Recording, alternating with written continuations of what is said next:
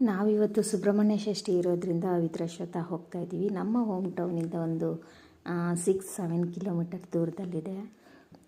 So finally ದೇವಸ್ಥಾನ reach ಆದ್ವಿ.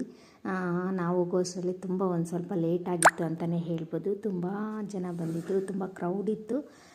ನಾವು ಹೊರಗಡೆ ಅಂದರೆ ಇದು ಗರ್ಭಗುಡಿ ಸ್ವಲ್ಪ ಸೈಡಲ್ಲಿ ನಾಗರಕಲ್ಲಿದೆ.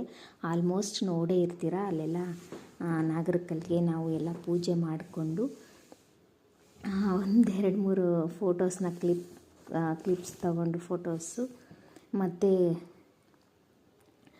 ಗರ್ಭಗುಡಿಗೆ ಹೋಗಿ ದರ್ಶನ ಮಾಡ್ಕೊಬೇಕು. ಪೂಜೆ ಎಲ್ಲ ಮುಗೀತು. ಇವಾಗ ಹೋಗ್ತಾ ಇದ್ದೀವಿ. ಮೈನ್ ಎಂಟ್ರೆನ್ಸ್ ನೋಡಿ ಗರ್ಭಗುಡಿಗೆ ಅಂದರೆ ಕಾಂಪೌಂಡ್ ಒಳಗಡೆನೇ ಇದೆ. ಹಾಗಾಗಿ ದೇವ್ರು ನೋಡ್ತಾ ಇರ್ಬೋದು ಎಷ್ಟು ಚೆನ್ನಾಗಿ.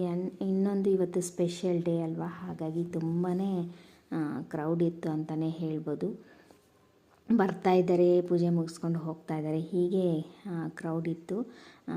ನೋಡಿ ಮೇಯ್ನ್ ದೇವರು ಇಲ್ಲೇ. ಸೊ ಇದ್ರ ಫುಲ್ ವಿಡಿಯೋ ಅಪ್ಲೋಡ್ ಮಾಡಿದ್ದೀನಿ, ಪ್ಲೀಸ್ ಚೆಕ್ ಮಾಡಿ.